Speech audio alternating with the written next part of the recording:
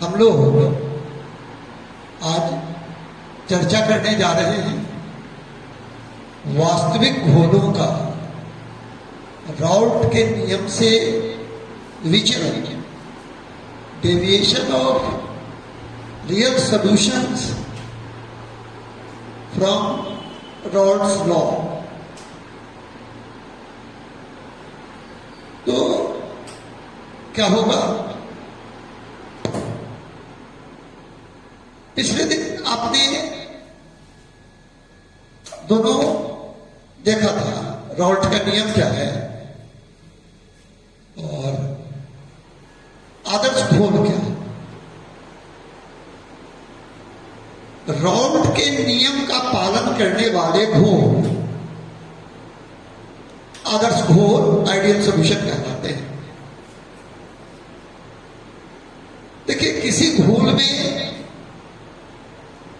तीन तरह के आकर्षण बल काम करते हैं। पहला, घोलक घोलक,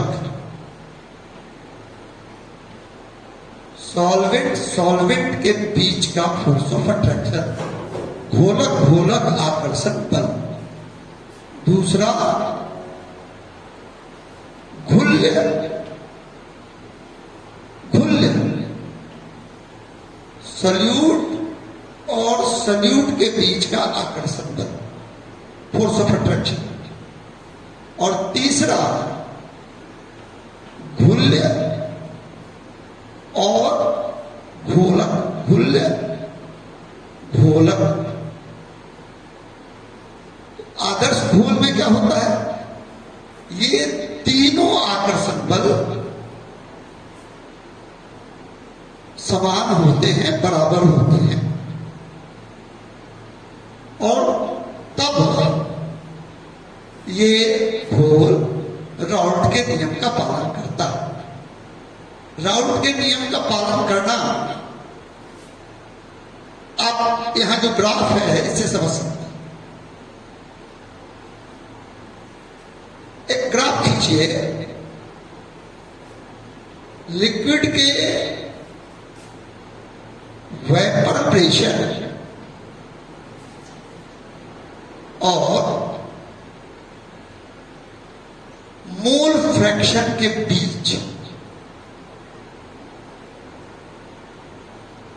यहां मोल फ्रैक्शन इंडिपेंडेंट क्वांटिटी है, मोल प्रभाव अणुभिन्नांक स्वतंत्र राशि है, अचल राशि है, और वाष्प दबाव वेपर प्रेशर चर राशि है, वेरिएबल क्वांटिटी है। तो जब भी आप ग्राफ खींचते हैं तो उसमें अचल राशि को एक्स अक्ष पर रखते हैं और चर राशि को वाई अक्ष पर रखते हैं। तो ग्राफ खींचा जा रहा है वेपर प्रेशर और मोल फ्रैक्शन के बीच।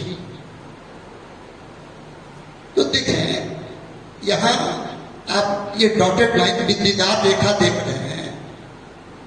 अगर घोल राउट के नियम का पालन करेगा तो इस तरह से सीधी रेखा प्राप्त होगी। तो अगर इस तरह की सीधी रेखा ग्राफ में प्राप्त होती है तो उसको हम लोग कहते हैं कि घोल राउट के नियम का पालन कर रहा है। लेकिन कभी ये रेखा इस तरह से उत्तल कॉन्वेक्स दिखती है तो हम कहते हैं कि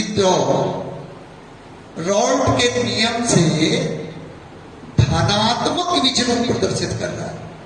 और इसके विपरीत यह रेखा अगर नीचे की ओर दिखे इस तरह से तो हम कहेंगे कि घोल राउट के नियम से ऋणात्मक विचलन प्रदर्शित कर रहा है। अब हम लोग दोनों के बारे में अलग अलग चर्चा करेंगे। तो आदर्श घोल अगर होगा तो इस ग्राफ में इस तरह की सीधी रेखा मिलेगी। लेकिन घोल अगर आदर्श नहीं होगा, आदर्श नहीं होने का कारण क्या होगा? ये तीनों बल किसी कारण से बराबर नहीं होंगे, तो घोल राउल्ट के नियम का पालन नहीं करेगा और आदर्श घोल नहीं होगा। अधिकांश घोल जो है वो अनादर्श होते हैं, नॉन आइडियल होते हैं, और इसके कारण क्या होता है? वे राउल्ट के नियम से विचलन प्रदर्शित करते हैं। तो देखिए,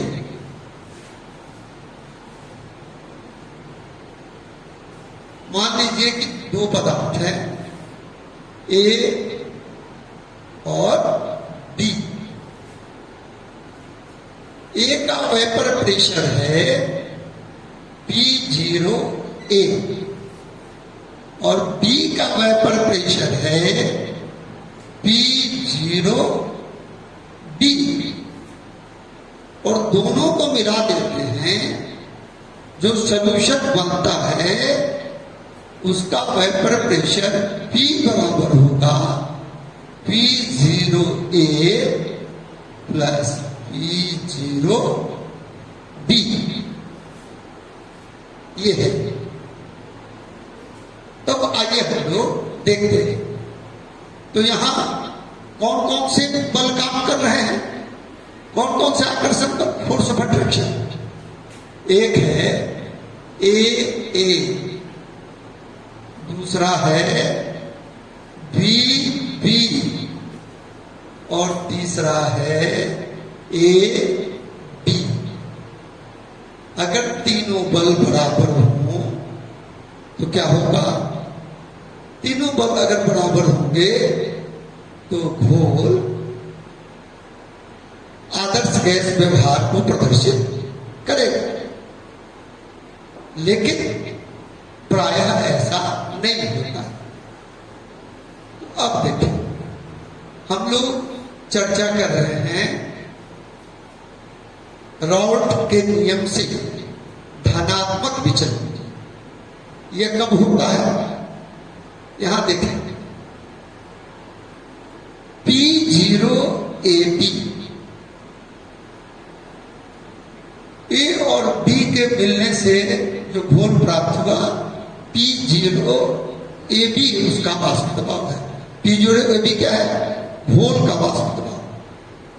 तो यदि P0AB का मान घोल का वाष्प दबाव क्या हो?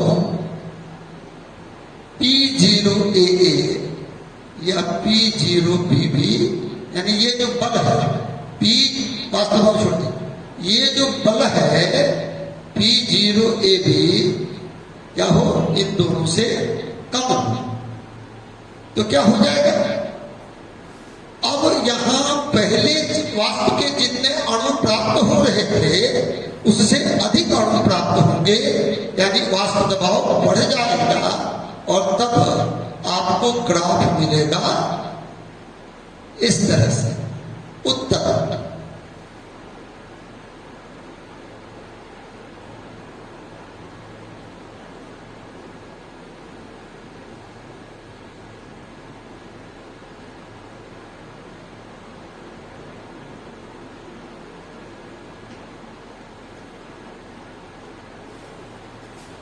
तो क्या हो गया? जितने की आप उम्मीद कर रहे थे उससे ज्यादा मिल रहा है, तो धनात्मक विचलन। कुछ उदाहरण देखें। इथेनॉल और साइक्लोहेक्सेन का अगर आप मिश्रण लें तो ये जो घोल है धनात्मक विचलन प्रदर्शित करता है। उसी प्रकार से बेंजीन और मिथेनॉल या बेंजीन और एसीटोन के जो घोल होते हैं वो राउल्ट के नियम से धनात्मक विचलन प्रदर्शित करते हैं। क्यों करते हैं? जरा सा इसको देखें। इथेनॉल के अणुओं के बीच क्या होता है? हाइड्रोजन बंध मौजूद होता है। उसमें जब आप साइक्लोहेक्सेन मिलाते हैं तो ये क्या होता है? उस के भीतर समा जाता है और इथेनॉल के अणु के बीच पहले से जो हाइड्रोजन बॉन्ड मौजूद है उनमें से कई हाइड्रोजन बॉन्ड को तोड़ देता है। नतीजा ये आकर्षण बल घट जाता है और घट जाता है तो वास्तविक अणु अधिक प्राप्त होने लगते हैं। ऐसा ही इन दोनों में भी होता। अब हम लोग ऋणात्मक विचलन की बात करें तो ऋणात्मक विचलन में क्या होगा कि आप देख रहे हैं इसी ग्राफ से हम अपना काम चला ले रहे हैं।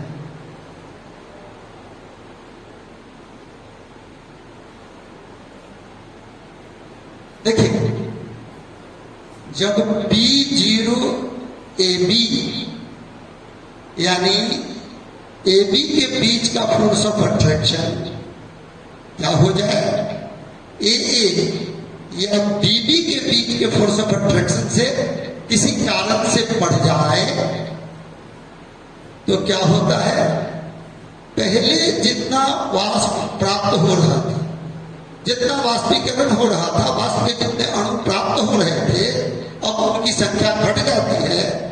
क्यों? क्योंकि ए और बी के बीच फोर्स ऑफ अट्रैक्शन बढ़ गया। तब क्या होता, जितना वाष्प दबाव पहले मिल रहा था उससे कम वाष्प दबाव मिलेगा और वैसी स्थिति में हम लोगों को इस तरह से जो ग्राफ मिलेगा वो अवतल होगा, कॉनकेव होगा।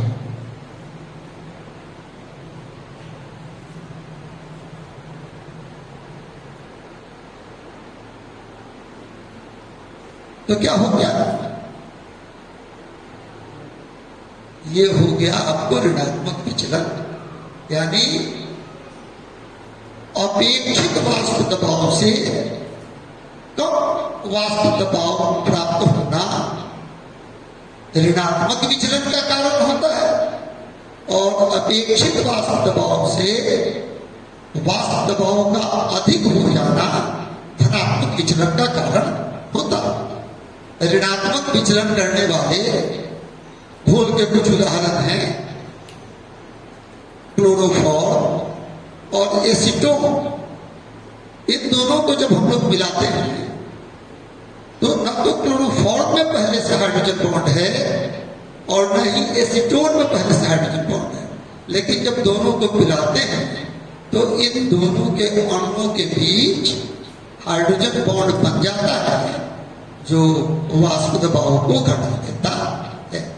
वैसे ही ऋणात्मक विचलन प्रदर्शित करने वाले कुछ अन्य घोल हैं क्लोरोफॉर्म और बेंजीन, जल और हाइड्रोक्लोरिक अम्ल या जल और नाइट्रिक अम्ल। इसमें परीक्षा में शॉर्ट आंसर में आएगा आदर्श घोल क्या है,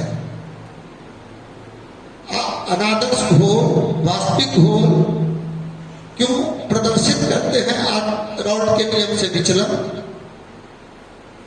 या फिर राउल्ट के नियम से धनात्मक विचलन से क्या समझते हैं, राउल्ट के नियम के ऋणात्मक विचलन से क्या समझते हैं।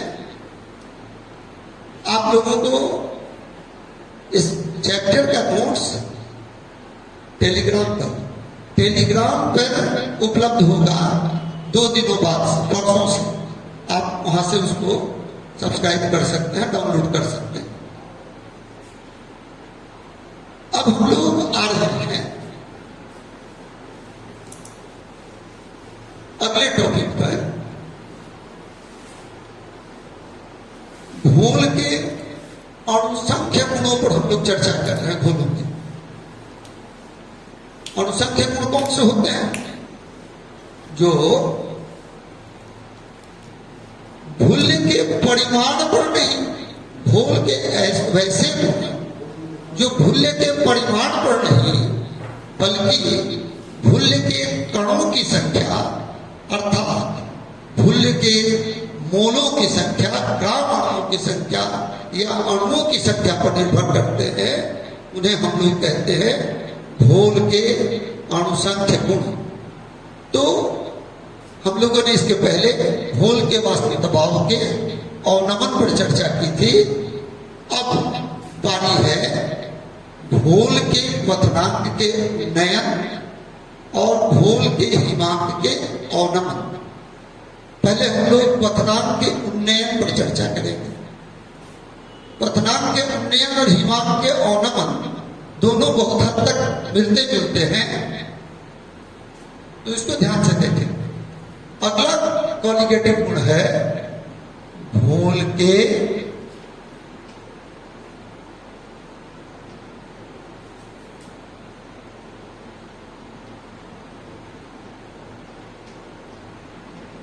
क्वथनांक का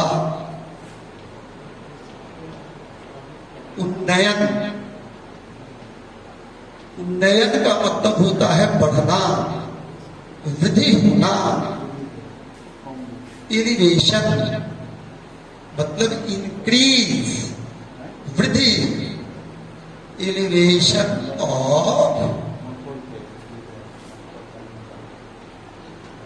बॉइलिंग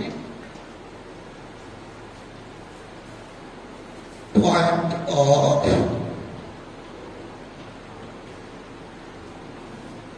solution।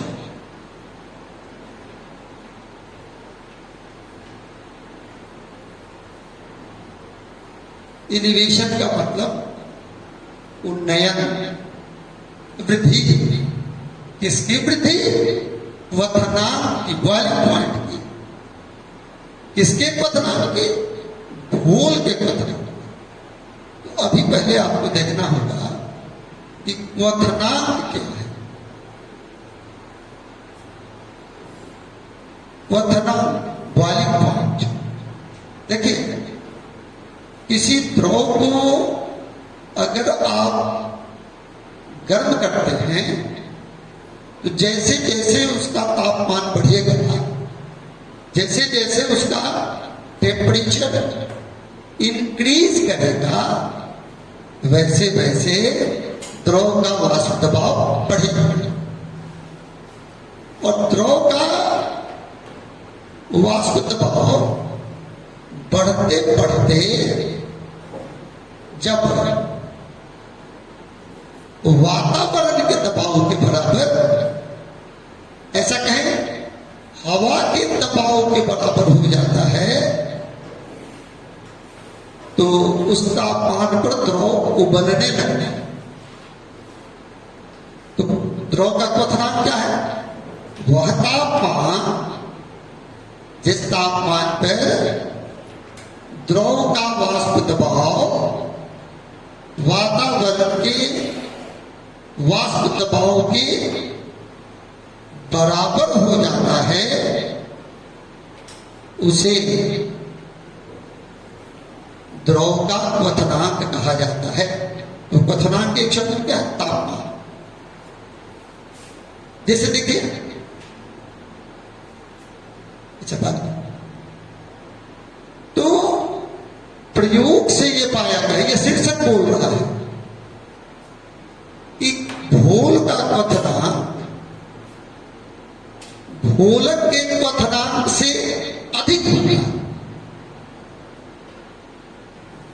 तो मान लीजिए कि घोलक का क्वथनांक है, घोलक का क्वथनांक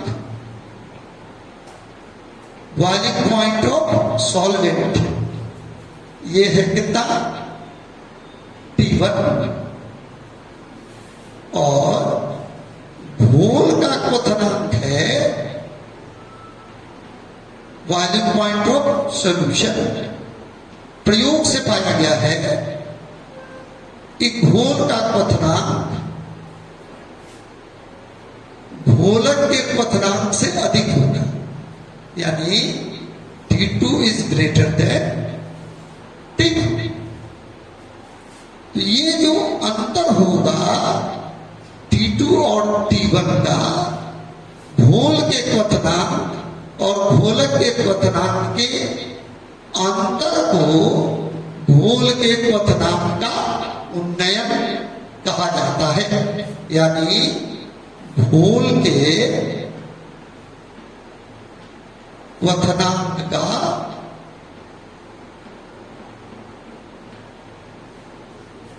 उन्नयन, इसको हम लोग सूचित करते हैं। इसको कैपिटल डेल्टा कहिए या डेल कहिए, डेल्टा टीबी। देखिए बी बगल में नहीं है, नीचे में, ध्यान दीजिए। तो delta TB is equal to T2 minus T। Delta TB is equal to T2 minus T। तो आपके दिमाग में एक प्रश्न उठ रहा होगा कि घोल का क्वथनांक घोलक के क्वथनांक से अधिक क्यों होता है? T2 का मान T1 से अधिक क्यों होता है? तो इस प्रश्न का उत्तर यह ग्राफ देगा। इस ग्राफ को देखें।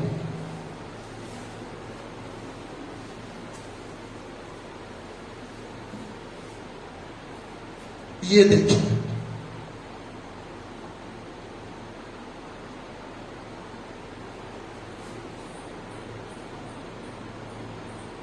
X axis, Y axis, X अक्ष, वाई अक्ष, मूल बिंदु ओरिजिन।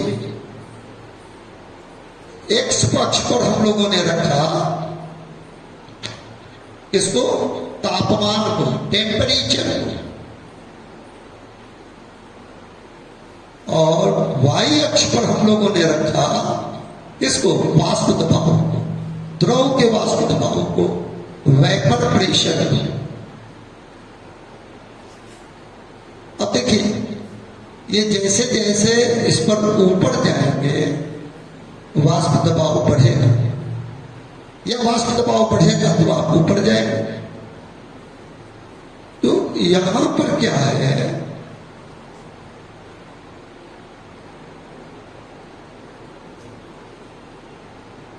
यह है टी, वातावरण का दबाव, वातावरण का दबाव। अब देखिए, यहां से हम लोग ग्राफ खींच रहे हैं, घोलक के लिए टेम्परेचर बढ़ रहा है, वाष्प दबाव बढ़ रहा है।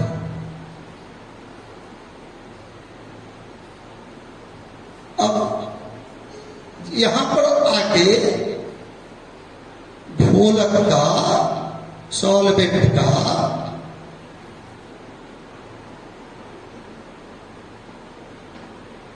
वाष्प दबाव, घोलक का वाष्प दबाव, सॉल्वेंट का वेपर प्रेशर कितने के बराबर हो गया? वायुमंडल के वाष्प दबाव, ठीक है, कितना है? से 1 एटम। तो क्या होगा, यहां से एक लंब डालेंगे एक अक्ष पर, एक परपेंडिकुलर ड्रॉ करेंगे एक्स एक्सिस पर, तो ये जहां आके मिलेगा इसके संगत तापमान, ये हुआ T1। ये किसका बॉइलिंग पॉइंट हुआ? सॉल्वेंट का। जब T1 टेम्परेचर पर पहुंचेगा तब द्रव, सभी घोलक उबलने लगेगा। और घोल के लिए देखें, आपको पता है कि घोल का वाष्प दबाव हमेशा घोलक के वाष्प दबाव से कम होता है।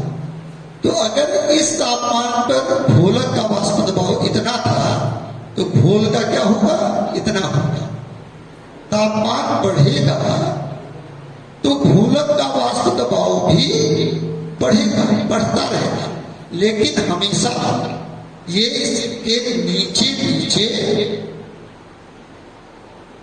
चलेगा।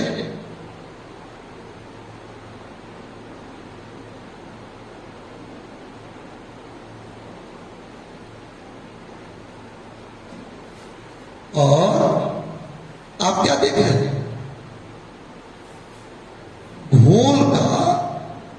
सॉल्यूशन का वेपर प्रेशर एटमॉस्फेरिक प्रेशर के बराबर हो, इसके लिए इसे कुछ अधिक तापमान पर तापमान तक, अधिक टेम्परेचर तक गर्म करना होगा, तब जाके इसका वाष्प दबाव वातावरण के वाष्प दबाव के बराबर होगा। T2। तो ये बड़ी विस्तार से बात हुई। अगर आपसे पूछा जाए, दो अंकों का प्रश्न होगा कि घोल का क्वथनांक घोलक के क्वथनांक से अधिक क्यों होता है? आप उत्तर देंगे 1 से 2 वाक्यों में कि घोल का वाष्प दबाव घोलक के वाष्प दबाव से कम होता है, इसलिए घोल का क्वथनांक घोलक के क्वथनांक से अधिक होता है। अब हम लोग आए कि घोल के क्वथनांक के उन्नयन और घोल की सांद्रता के बीच क्या संबंध है? ये तो आपका कॉमन सेंस कह रहा है कि घोल में जैसे जैसे आप खुले बढ़ाते जाएंगे,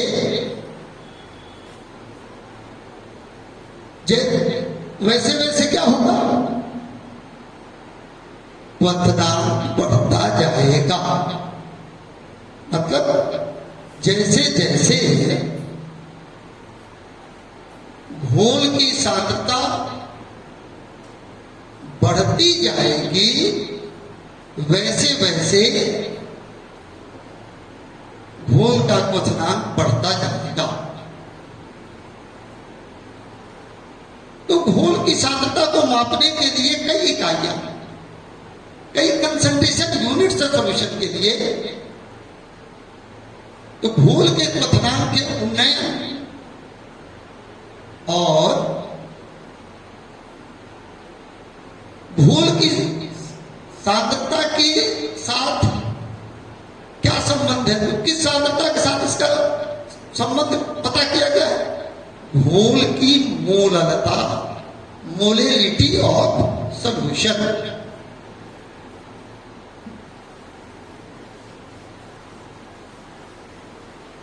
तो अब हम लोग चर्चा करने जा रहे हैं घोल के क्वथनांक के उन्नयन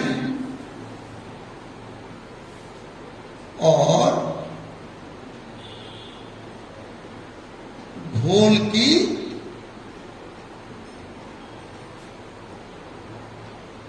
इसको बढ़िया से देखिए, ध्यान से, इस पर आधारित है आगे का बहुत कुछ। सांद्रता में संबंध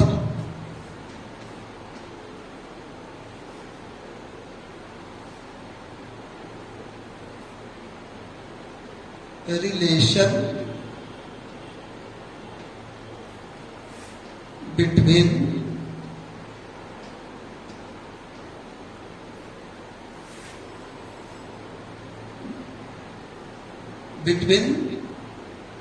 elevation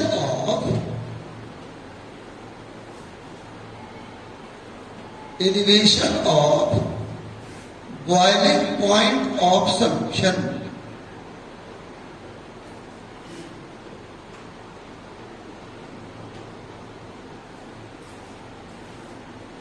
इसको बढ़िया से देखिएगा। हिमांक का औनमन भी इसी पर आधारित है। Boiling point of solution and concentration of solution.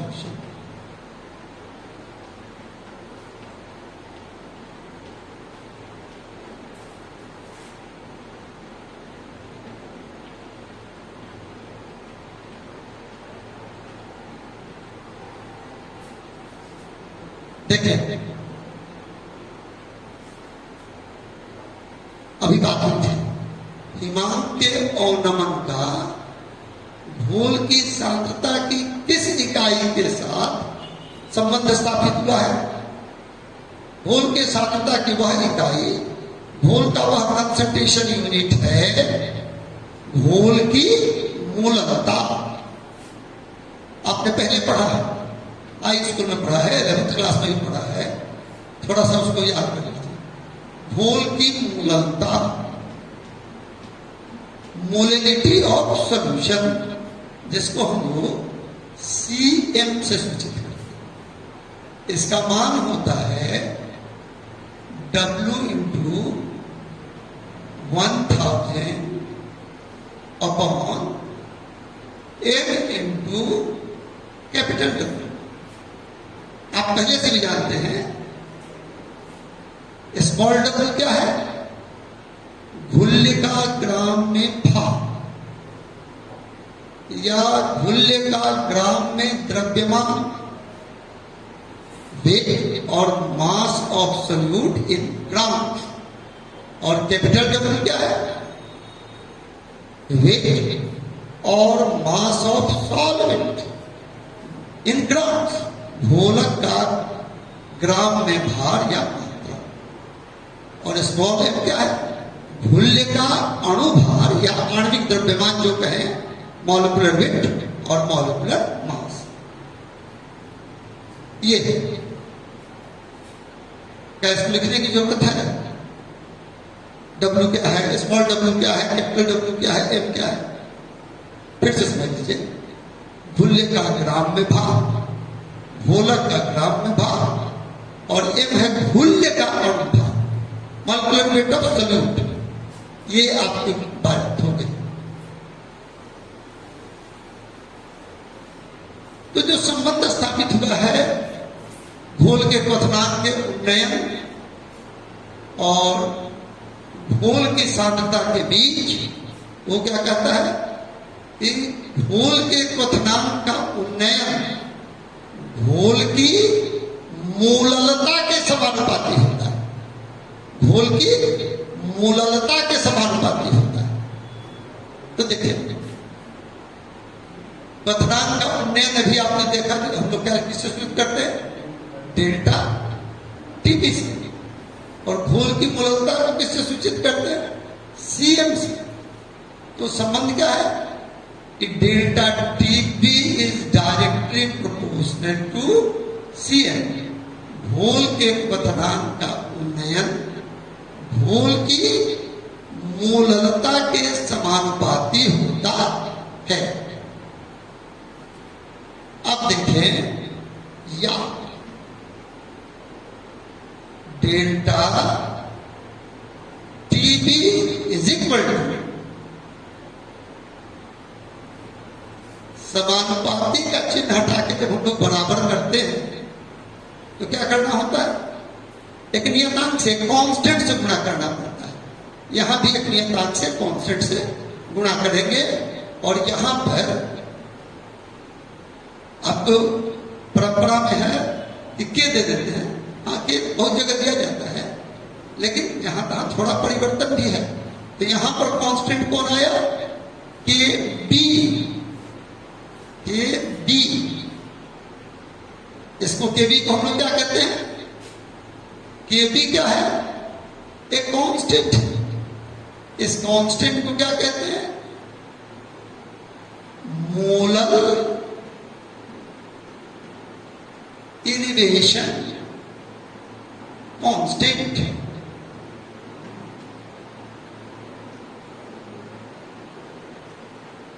Molar elevation constant, ठीक है।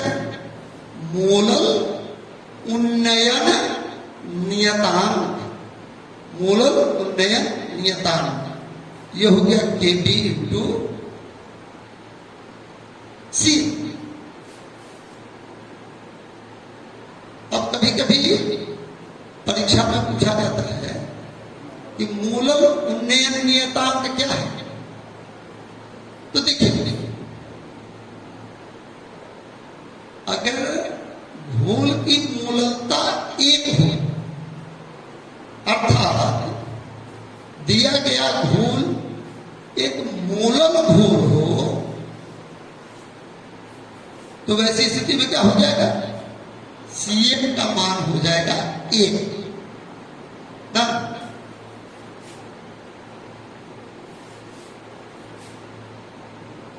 यदि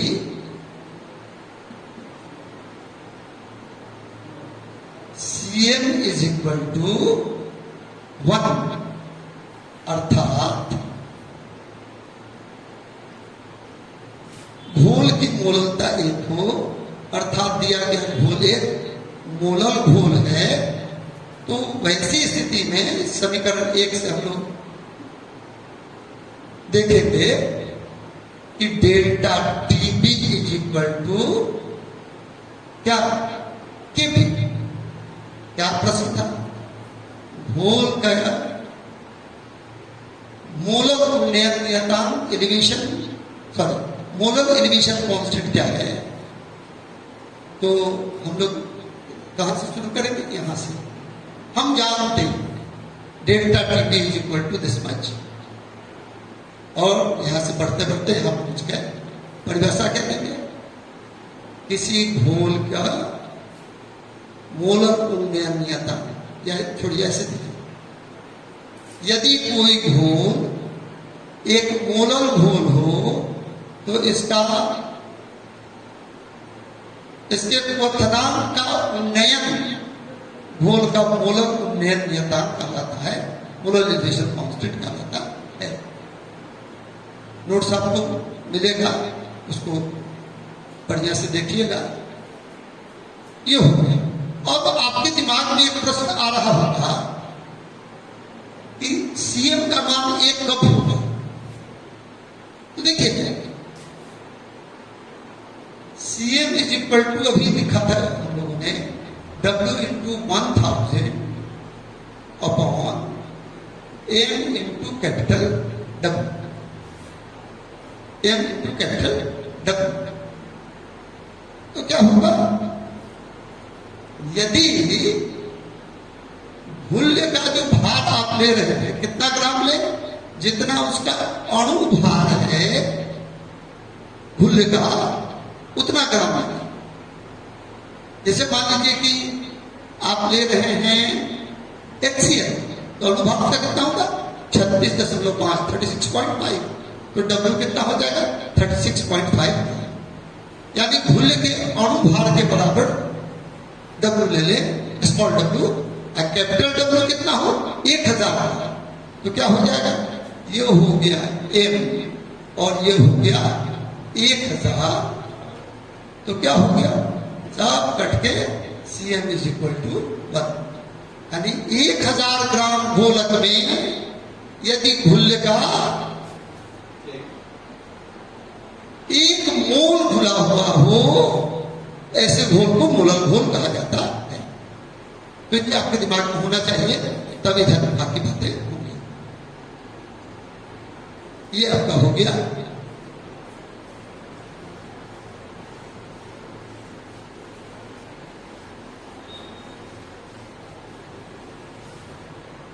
अब आप देखें, हमने पहले भी कहा कि घोलों के क्वालिटेटिव गुणों का सबसे महत्वपूर्ण उपयोग है घुल्य का अणु भार ज्ञात करने।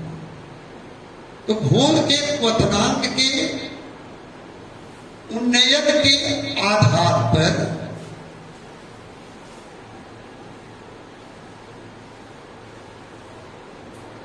उन्नयन के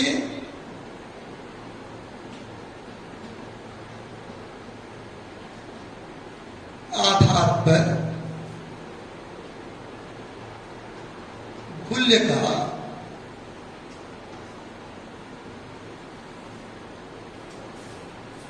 अणु भार, मॉलिक्यूलर वेट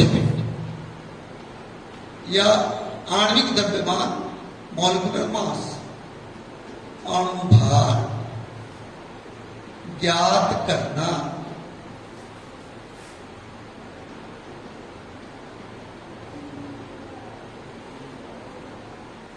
डिटर्मिनेशन ऑफ, लिखी देते हैं,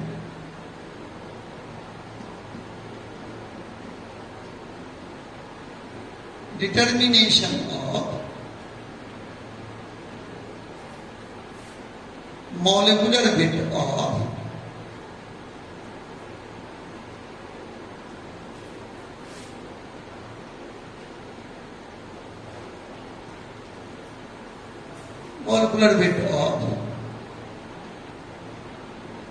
solute on the basis of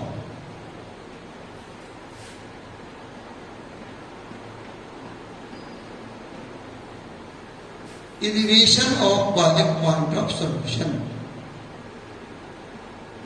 Elevation of boiling point of solution.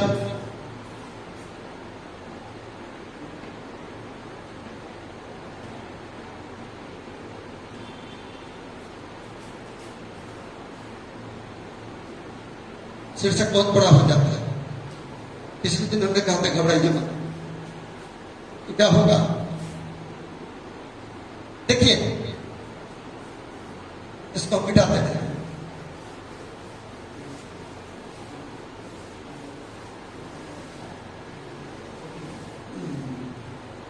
अभी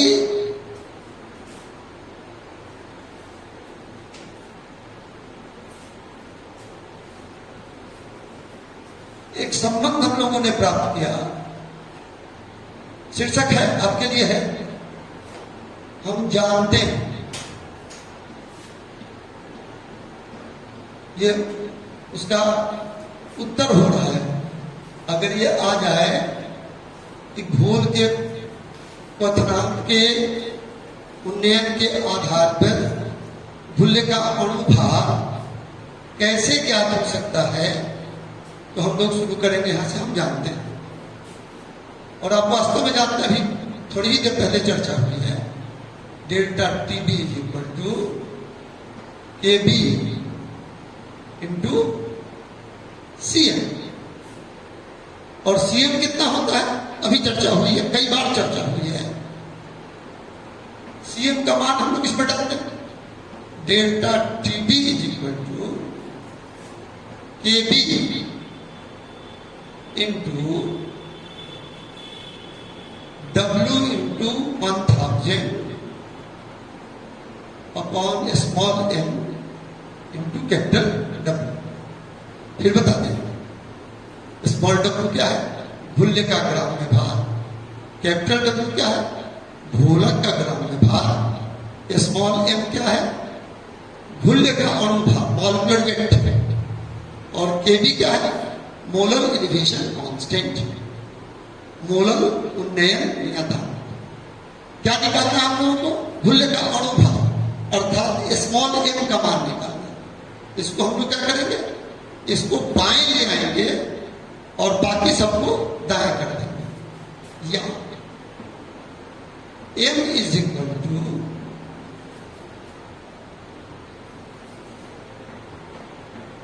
कितना हो जाएगा? K B W into 1000 upon delta TB into capital W। इस समीकरण को देखिए, इस इक्वेशन को। केबी का मान तो आपको चार्ट मिलेगा, जिस घोल की आप बात करें उसके लिए वहां से आप देख लीजिएगा, ये पता था। घोल बनाइएगा तो घुल्ले का भार और घोलक का भार आपको पता होगा। ये काम आपको केवल करना है प्रयोग से, केवल डेल्टा टीबी का मान निकालना। उसमें भी आपको घोलक का क्वथनांक, बॉइलिंग पॉइंट ऑफ सॉल्यूशन पहले, सॉल्वेंट बॉइलिंग पॉइंट और सॉल्वेंट तो पहले से पता होगा। जैसे अगर आप जल में घोल बना रहे हैं तो जल का क्वथनांक कितना होगा? 100 डिग्री सेल्सियस, 100 डिग्री सेल्सियस। और जब घोल बना तो केवल घोल का क्वथनांक निकाल लीजिए और घोल के क्वथनांक में से घोलक के क्वथनांक को घटा दीजिए। अभी बात हुई थी कि घोल का क्वथनांक T2 और भोलक का क्वथनांक T1, T2 में से T1 को घटा दीजिए तो क्या हो जाएगा, डेल्टा टीबी का मान निकल जाएगा। कहने का मतलब है संक्षेप में हम इसको सारांश में देखें कि दाएं पक्ष की सभी राशि, इस समीकरण के दाएं पक्ष की सभी राशि, इस इक्वेशन के राइट हैंड साइड की सारी क्वांटिटी हम लोगों को पता है, इसलिए बड़ी आसानी से इस समीकरण की सहायता से गुणा भाग करके भूले के अनुभार अर्थात m का मान ज्ञात हो जाता है, ज्ञात हो सकता है। अब हो सकता है थोड़ा आपके लिए ज्यादा हो रहा हो, लेकिन भूल के हिमांक का अवनमन आज ही हो जाएगा तो ये एकदम मिलता जुलता है भूल के क्वथनांक के उन्नयन से, आप आसानी से उसको समझ पाएंगे, कम समय में हो जाएगा। तो अगला टॉपिक हम लोगों का है, अगर इसको छोड़ दिया जाएगा तो कल 1.5 गुना समय लगेगा। भूल के हिमांक का अवनमन, बस 10 मिनट ध्यान से कीजिए। भूल के हिमांक का अवनमन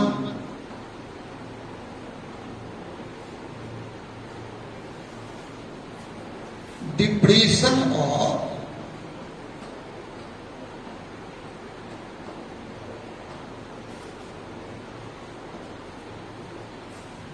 फ्रीजिंग पॉइंट,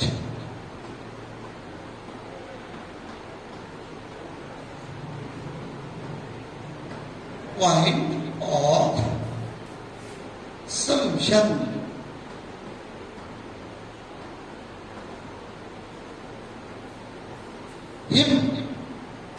हिम का मतलब क्या होता है, बर्फ, बर्फ।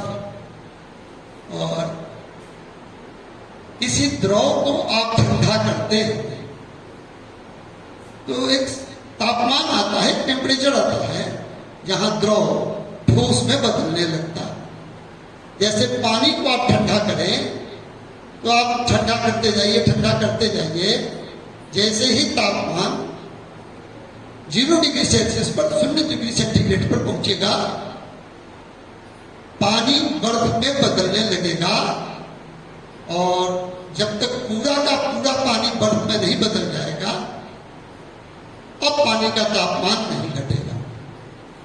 खैर, उस पर हम लोग विषयांतर नहीं कर रहे हैं। हिमांक, एक शब्द में तो कहें तो क्या, तापमान। वह तापमान जिस पर कोई द्रव ठोस में बदलता है, उस तापमान को, उस द्रव का हिमांक कहा जाता है। शीर्षक देखिए, घोल के हिमांक का अवनमन। शीर्षक बोल रहा है कि किसी घोल का हिमांक, किसी सॉल्यूशन का फ्रीजिंग पॉइंट क्या होगा, घोलक के हिमांक से कम होगा। घोलक का हिमांक, फ्रीजिंग पॉइंट सॉल्वेंट का अधिक होता है और सॉल्यूशन का फ्रीजिंग पॉइंट कम होता है। तो मान लीजिए कि घोलक का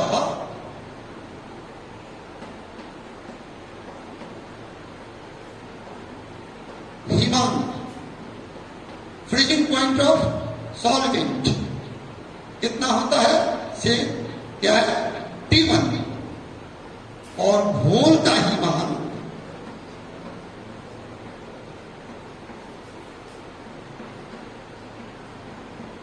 फ्रीजिंग पॉइंट ऑफ सॉल्यूशन कितना होता है, कितना है, T2। अभी हमने कहा, प्रयोग से आप क्या पा रहे हैं कि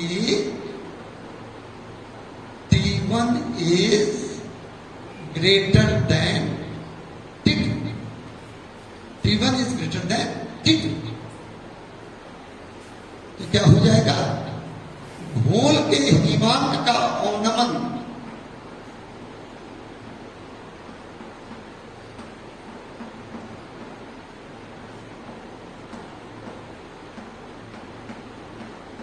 vibration of freezing point of solution, जिसको हम लोग डेल्टा टीएफ या डेल टीएफ से सूचित करते हैं, क्या हो जाएगा? अधिक वाले में से कम को घटा लेंगे, यानी T1 माइनस T2 क्या हो जाएगा? T1 minus T2। ये होगा delta TF equal to T1 minus T2। परिभाषा क्या देते हैं? देखिए, घोलक के हिमांक और घोल के हिमांक का अंतर, difference of freezing point of solvent and freezing point of solution. घोलक और घोल के हिमांक के अंतर को घोल के हिमांक का औनमन कहा जाता है। ये बात, तो फिर आपके दिमाग में एक प्रश्न आना चाहिए, आ रहा होगा कि घोल का हिमांक घोलक के हिमांक से कम क्यों होता है? इसका भी उत्तर है, अभी इस ग्राफ को देखेंगे और ये ग्राफ बोलेगा कि चूंकि घोल का वाष्प दबाव घोलक के वाष्प दबाव से कम होता है, इसलिए घोल का हिमांक घोलक के हिमांक से कम होता है।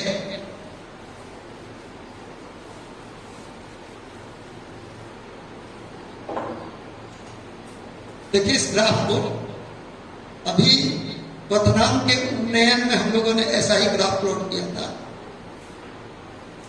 अब इसको फिर से आपके दिमाग में होगा, ये देखिए, ये एक्स अक्ष, वाई अक्ष, मूल बिंदु, एक्स एक्सिस, वाई एक्सिस और ओरिजिन, इस पर रखा गया इसको टेम्परेचर, तापमान एक्स अक्ष पर, और वाई अक्ष पर किसको रखा गया? वाष्प दबाव, वेपर प्रेशर। अब देखिए, कोई तापमान क्या कर रहे हैं? ठंडा कर रहे हैं,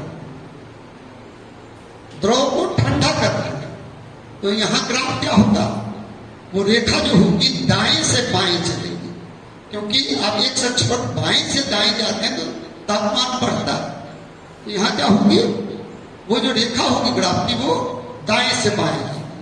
तो देखिए, ये सॉल्वेंट के लिए जैसे जैसे तापमान घट रहा है वैसे वैसे वाष्प दबाव घट रहा है। कैसे पता चल रहा है कि ये ऊंचाई यहां पर क्या है? वाष्प दबाव कितना है? यहां इतना है। यहां से इस पर परपेंडिकुलर ड्रॉ कर लेंगे, लंब डाल देंगे, और यहां क्या हुआ? घट रहा है। एक तापमान आता है जहां वाष्प दबाव में अचानक तेजी से कमी आती है। तो यही तापमान जो होता है, क्या होता है? फ्रीजिंग पॉइंट हो गया, हिमांक हो गया द्रव का। अभी चर्चा हुई थी कि ये क्या है? सॉल्वेंट है, घोलक के लिए ग्राफ है। तो इस तापमान पर, यहां कौन सा तापमान है? T1। T1 इसका हिमांक हुआ, और आप घोल को धीरे धीरे ठंडा कर रहे हैं। तो आप देखिए, ठीक है, वाष्प दबाव घट रहा है, लेकिन कहां? इस तापमान पर, T2 तापमान पर आकर घोल के वाष्प दबाव में अचानक तेजी से कमी आई। कहां पर? T2 तापमान। तो स्पष्ट है इस ग्राफ से कि सॉल्वेंट का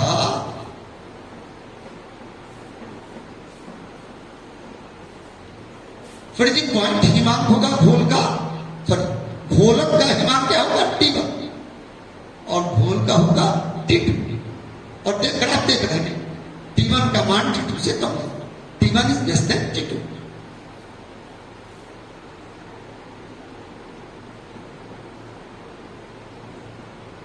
तो स्पष्ट हो गया क्या कारण है घोल के हिमांक के अवनमन का। घोल के वाष्प दबाव का घोलक के वाष्प दबाव से कम होना घोल के हिमांक के अवनमन का कारण होता। घोल का वाष्प दबाव घोलक के वाष्प दबाव से कम होने के कारण घोल के हिमांक में अवनमन पाया जाता है। अब इसका भी हम लोग देखेंगे कि घोल के हिमांक के अवनमन और घोल की सांद्रता के बीच क्या संबंध है। ठीक अभी थोड़ी देर पहले आपने देखा जो संबंध क्वथनांक के उन्नयन में था वही है।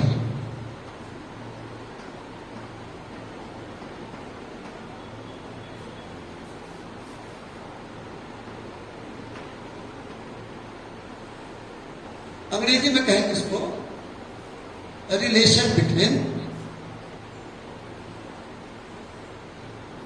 Freezing point of solution, sorry depression of freezing point of solution and concentration of solution. तो क्या है अभी हमने कहा क्वथनांक के उन्नयन में जो आपने देखा था वही क्या आया था वहां था delta TB is proportional to Cm और यहां क्या होगा D for boiling point and F for freezing point, delta Tf is proportional to Cm। और इस मतलब क्या होगा घोल के हिमांक का अवनमन घोल की मूललता के समानुपाती होता है और इस समानुपाती के चिन्ह को हटा दें तो क्या हो जाएगा delta Tf is equal to Kf। Kf क्या है मोलल डिप्रेशन कांस्टेंट आणविक अवनमन नियतांक। अभी इसके पहले क्या आपने देखा था मोलल इनिबिशन कांस्टेंट और ये क्या है मोलल डिप्रेशन कांस्टेंट आणविक अवनमन नियतांक। ये हो गया क्या है ये मोलल डिप्रेशन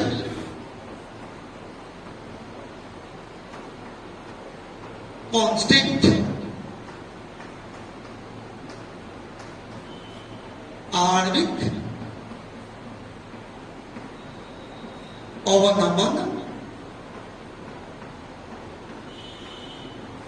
नियतांक।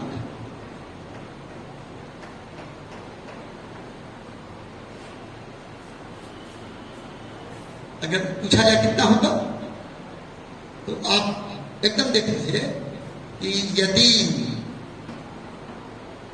Cm इज इक्वल टू 1 यानी दिया गया घोल एक मोलल घोल यानी दिए गए घोल की मोललता 1 हो अर्थात दिया गया घोल मोलल घोल हो। अभी इसके बारे में पहले चर्चा हुई थी तो क्या हो जाएगा delta Tf is equal to K यानी किसी पदार्थ के मोलल घोल के हिमांक का अवनमन। Kf क्या है एक शब्द में क्या है अवनमन। किसका अवनमन हिमांक का अवनमन। किसके हिमांक का अवनमन घोल के हिमांक का अवनमन। कैसे घोल के हिमांक का अवनमन अगर हम बात कर रहे हैं मोलल डिप्रेशन कांस्टेंट तो कैसे घोल के हिमांक का अवनमन मोलल घोल के हिमांक का अवनमन आणविक अवनमन नियतांक या मोलर डिप्रेशन कांस्टेंट कहलाता है। अब इसका अंतिम टॉपिक, घोल के हिमांक के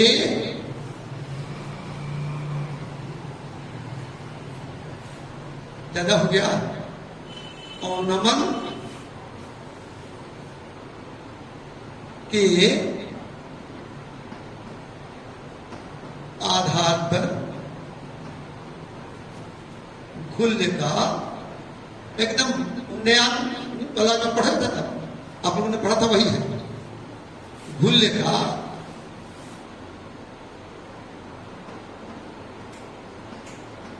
अणुभार ज्ञात करना।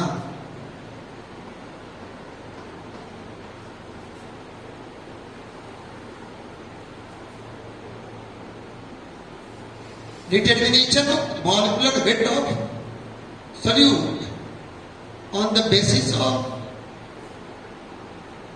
depression of physics quantum solution क्या है? हम जानते हैं